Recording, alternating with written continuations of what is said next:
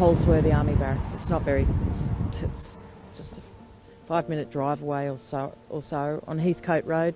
So everything's very, very close. We're very close to Waterfall. Waterfall's just 2 train stations away. It goes Engadine, Heathcote, Waterfall, and all that down there, those mountains out there, are acres and acres and acres of bushland where they've committed multiple murders. I've seen people murdered in the bush. I've seen a guy tied to 4 different vehicles, and bikies were involved as well, and they all drove off in different directions and his body exploded. I was age 6 when I saw that. I've seen multiple human sacrifices of children, hobos, people they abducted, children bred in captivity. And this is where it all started. These are the people that handed me over. Helen was Lithuanian and Peter was Polish. Fiona had been staying with Helen and Peter, and she was 3 years of age, and I must have picked her up on the Sunday night, and she came home, and she went into her bedroom and that, and I could just see her standing at the door, and she said, right, she said, you're not allowed in my room anymore. She was fun. Fun? Yeah. She was rebellious. She stood up to teachers. It was always, she was always entertaining. It was always good to just be standing a couple of metres away from her when that was happening. You would never go and stand next to her because you wouldn't want to get in trouble yourself. I was an unwilling member of a coven, which was part of a greater crime syndicate, which involved drugs, guns, and sex trafficking, including child sex trafficking, human trafficking. So you were an unwitting part of that coven? Yes, absolutely. And I signed up from before my birth. Well, absolutely. You didn't sign up if it was before. I did not sign up, so it was like being born into the mafia but never actually volunteering to be a member. But the same rules apply for leaving. You can check out any time you like, but you can never leave, like Hotel California song. So who signed you up? My grandparent, Helen Holovchek. Helena Miloweska or Helena Holozak, Holovchek, whatever you want to say. Yeah. So it was her initiation, do you think? Yes. And what about her partner, Peter? What was his involvement? My step-grandfather. Oh yeah, he was involved heavily. He did the dirty work. What was his role in your life? He was to abuse me. For people involved in ritual abuse and mind control, you must also sexually abuse them, so that if they do remember anything, they'll remember the sexual abuse and the pedophilia, and they'll go, oh, everyone will say, oh, well, that's what was wrong. And they don't go any further, any deeper than that. Oh, so the pedophilia is almost a safe... It's a cover, it's a red herring. For the mind control? For the real bad stuff. Not just mind control, the ritual abuse, the Satanism, Satanic ritual abuse.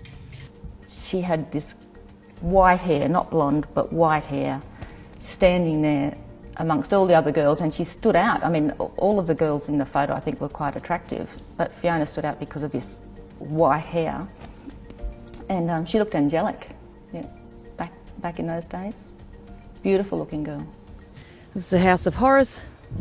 I was abused in this house from when I first stayed over here.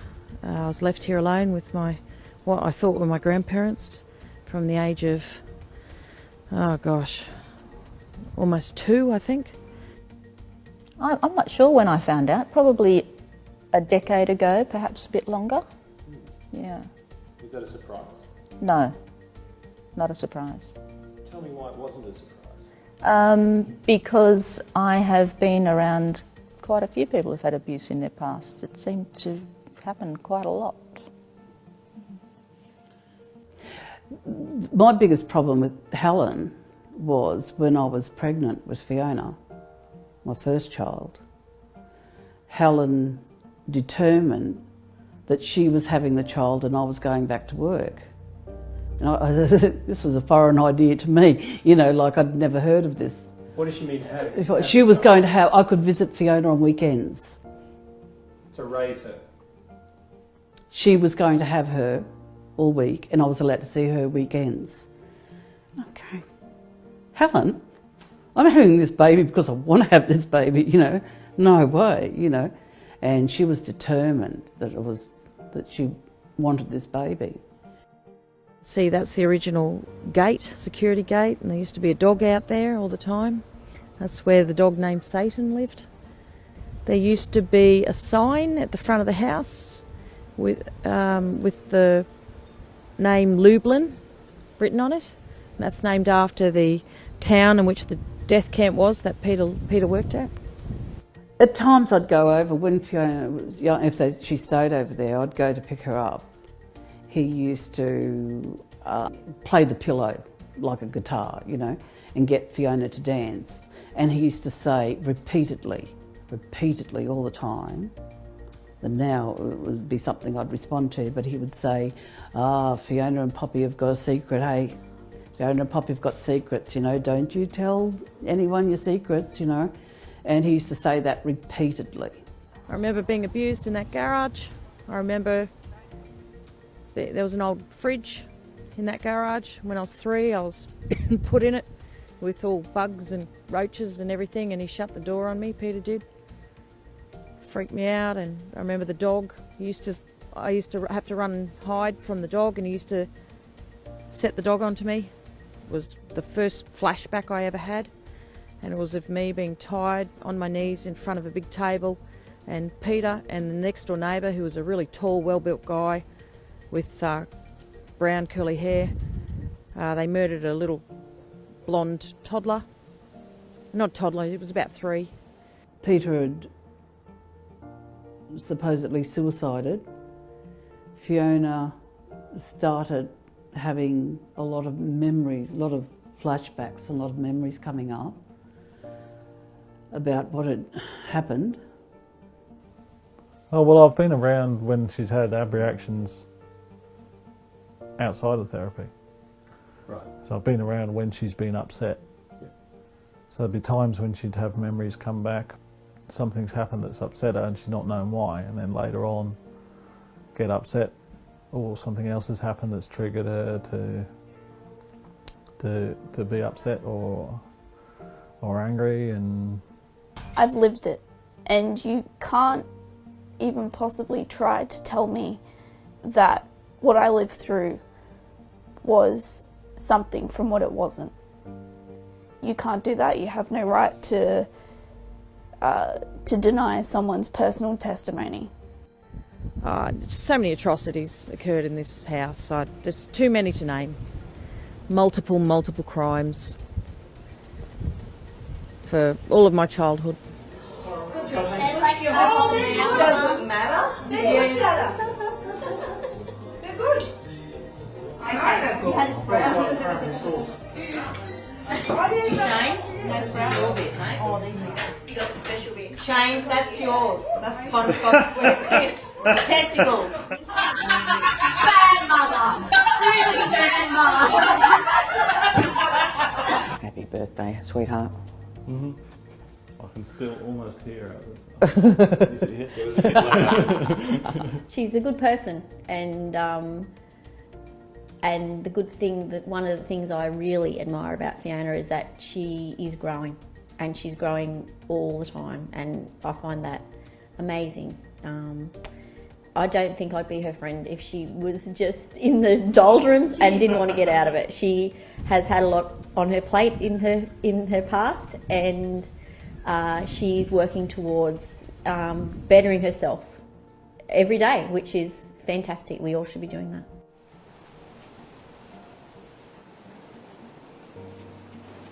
This is all spray painted fresh paint. This is your walkway. And this is fresh. This is since we were here a year ago. Cash, come and check that there's markings as we'd expect here. I think there is. There seems to be a path. It wasn't difficult to believe, it was just new. So you believe? Do you believe Fiona's descriptions of her past? Yeah. Lost the paint markings, haven't we? Oh, what do you reckon? Do we just follow the path? This way?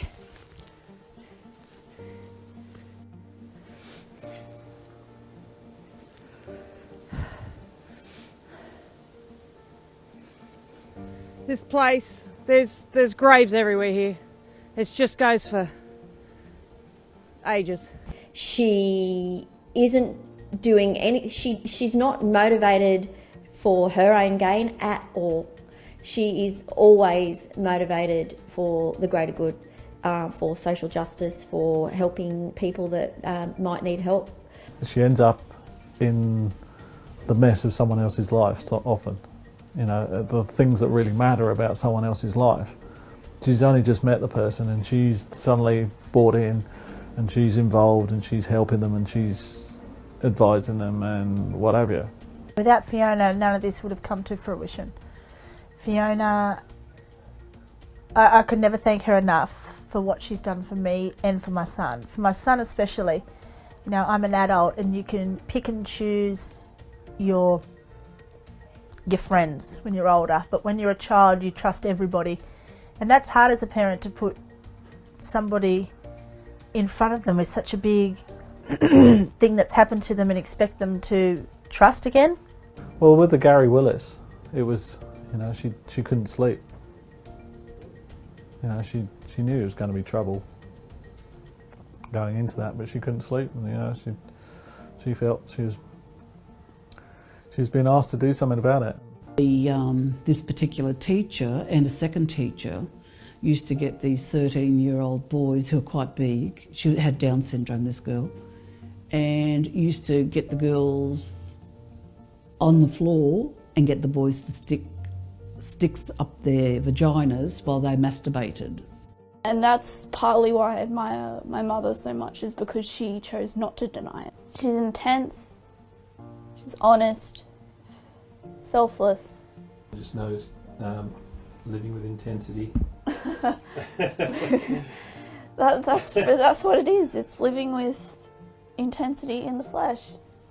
In a way, her therapy and, you know, the healing she gained from that, it definitely eased a burden that never should have been there in the first place. Now there's a difference between the intensity her personality caused, and that's just her personality, you know, that's never going to change. I was 8 when I was brought here. We were brought here in the daytime. I don't like being here at all. I'm very stressed at the moment. Brought here by my Lithuanian grandmother, Helen or Helena Miloweska or Holovchek. And we waited for nightfall. We got off at Waterfall train station, I believe. We were met here. Dr. Mark, Leonis Petruscus, was here, the red-headed mistress or partner or whatever of the Engadine policeman. My uncle David Holozak, my father's younger half-brother. And there were at least 2 other people here. There could have been 6 to 8 people looking down on me. I was right out of my depths. Right out of my depths. Absolutely. This is probably the worst memory from my childhood. I looked in the grave and there was a partially decomposed, there was a body of a partially decomposed, light-haired person. It was at least shoulder length, blondish, pale coloured hair. It was half decomposed, there was maggots. So it was fresh. It's a body that my perpetrators had put in here and prepared, you know, here's one prepared earlier. It was all ready to go.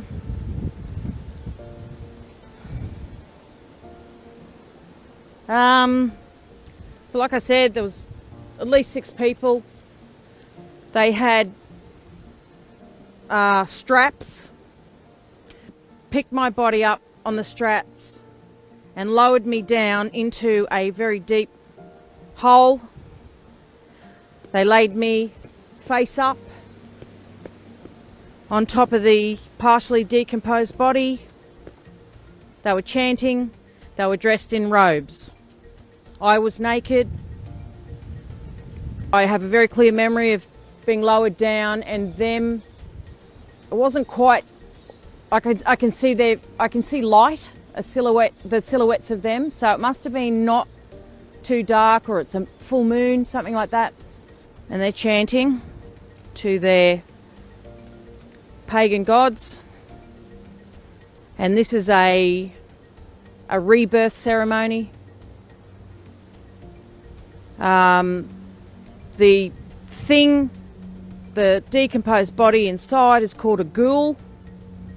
I was told that it would come to life once the lid was closed or once I was in there. I believed this thing was going to come to life. They put the lid on top and it went completely dark. And I thought this thing was then grabbing me and suffocating me. I was screaming my head off. I was screaming as much as an 8-year-old could scream, as loud as I could scream. I was screaming for God. I was screaming, Jesus, help me. I was terrified beyond words. And I exhausted all the oxygen in there. They left me in there too long. They didn't mean to do that. And I died. And I woke up in the emergency room of Sutherland Hospital. The room was tiled from floor to ceiling in pale bluish tiles. I was on a metal slab. There was an old oxygen tank, a big oxygen tank in the room. There was a big light shining in my eyes. There were nurses in shower caps. And one nurse, and I had a mask on my face, and one nurse said to me, "We nearly lost you." She was very warm, and then she said, "Mummy's here," and oh, my heart leapt. I thought my mum was there. I could see the door to my right. Wasn't Mummy, it was the red-headed witch that had helped lower me in the grave, the lover of Leonis Petriscus, and I don't know what she was, whether she was the wife or whatever of the fat Engadine policeman. But she was a slim-built woman with very red hair, long red hair, and she had a black crucifix on a gold chain. And I remember looking at her and just thinking, that's not Mummy. But I couldn't say anything. And then Dr. Petriscus, or Dr. Mark, as I was made to call him throughout my younger years, released me into his care. And I was taken back to Engadine. I was taken back to Helen Holozak's house at 14 McAllister Avenue, and I was in there, and I remember being sitting in a chair, and I remember Leonis Petriscus just freaking out and pacing the room and talking in Polish or whatever, another language, to my grandmother, and they were all panicking and freaking out. And then I remember him subjecting me to unethical hypnosis and trying to make me forget the whole thing. And I remember I had a near-death experience during this. I went through a tunnel, and there was light at the end of the tunnel. I painted that tunnel on my bedroom wall at 40 Aringo Street, Budgewoi, when my mum and brother and I did a mural on my bedroom wall. And I painted the tunnel, and I told my mum, that's the time tunnel, that's the Doctor Who time tunnel. And I knew it was the tunnel that I'd gone through when I died. You know, for those who say I'm making this up, live it and then tell me I made it up. I want to go now.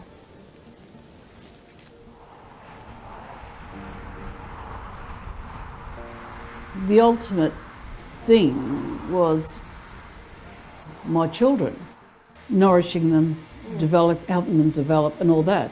And that's why it seems like such you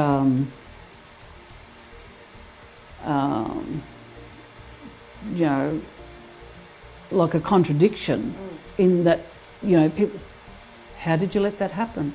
If I didn't have that strength and the Lord, I couldn't do it. You couldn't do it. It's too bloody hard, you know, to get up and keep going. It's like Fiona's still going, you know. The girls, you know what they've had to deal with. And it's not finished yet, you know, but what they've had to deal with, you know, you've got to get up and keep going. You've got to get up and keep going, you know. How can a human being go through what I went through and survive it. And get, you know, Steve kept saying, "I can't believe that you can do this. I can't believe you can do this." And I'm like, well, neither can I. I would walk on my, first when I was young, Peter would walk me, I'd walk on my own to, later on to Dr. Mark's house, but there was another house as well. And I would walk, I have vivid memories of being walked up this road by Peter and getting to the end of this road and turning left, and down the end of that road is Engadine Boys Town. It's just you just turn left up there and Engadine Boys Town. You turn right up there and go around the corner and you got Dr. Mark's or Leonis Petruscus' medical centre. This is where Leonis Petruscus worked, Dr. Mark, Melov. Every person employed at this medical practice in the 70s and 80s were involved in the ritual abuse of myself and other children, and crimes and murders and covering up murders and writing false medical reports to cover for the crimes that they committed. For the Sutherland Shire, and especially around Engadine Waterfall area. A number one rule within that environment, that world, is never, number one rule is never, well, number one rule is there is no fight club. There is no fight club, there is no fight club. You know, we don't exist. That's number one rule. Second rule is never put your own personal interests, desires, passions, fetishes, you know, whatever, before the common good. Never. And Bailey violated the good of the coven, well, the good of the order. It's not the coven. Covens are little groups. The good of the order. I used to walk here myself, where I had the privilege of being sexually abused by Leonis Petruscus, otherwise known as Dr. Mark. I don't remember this house. This wasn't here. But this is the general location that I was made to walk down. I've handed in police statements about what happened in this area. I was sexually abused by Leonis Petruscus, and the red-headed woman who was associated with the Engadine policeman. And I've made detailed statements about being abused here when I was about 15. The sexual abuse at the hands of Peter Holozak stopped at about age 12. Well, it did stop at age 12. I remember the day I had the argument with him. And that was after Dr. Mark, as I knew him, said, "No more, he's not to touch you anymore." And then Dr. Mark was only allowed to touch me. Pretty exclusive.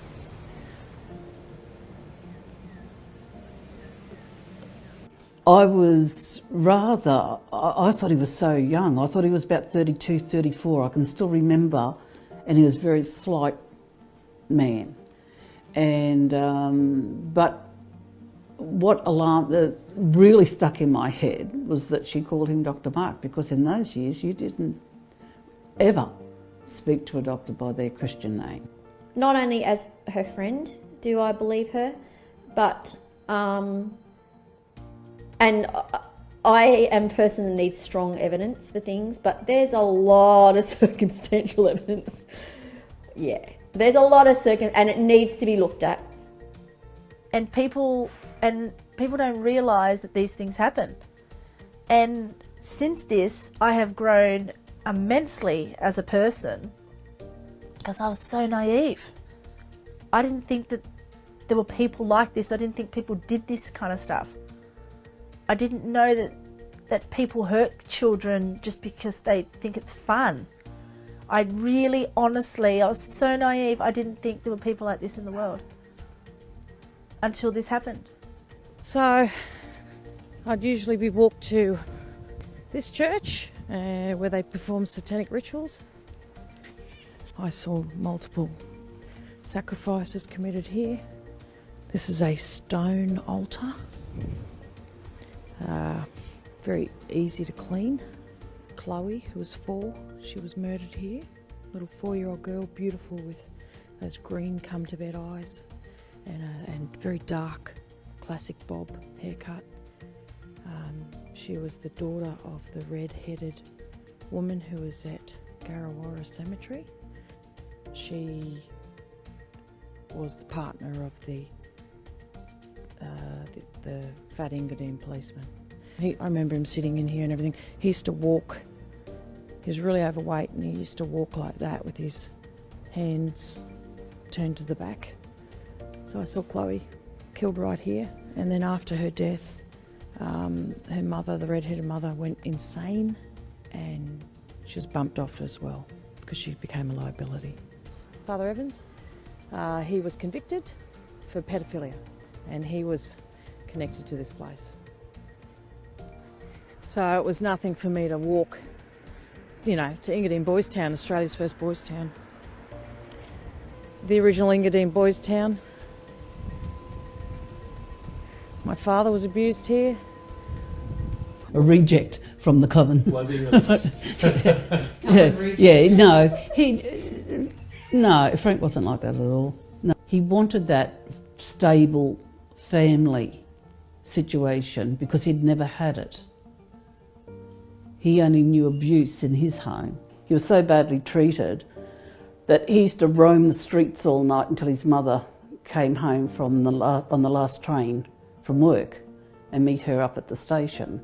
So he had no home life to speak of. He was quite normal until I think he started working with acid and cleaning houses with acid, and I think that has a toll on your liver, and then he started drinking. And that has a toll on your liver, and he just became violent, and he hung around the Mlatt family, as we said, which I didn't know about till my mother's interview. She said that wasn't Dad, that was, what'd you say, the devil inside, yeah. And that's what it was like. It was like something had taken him over.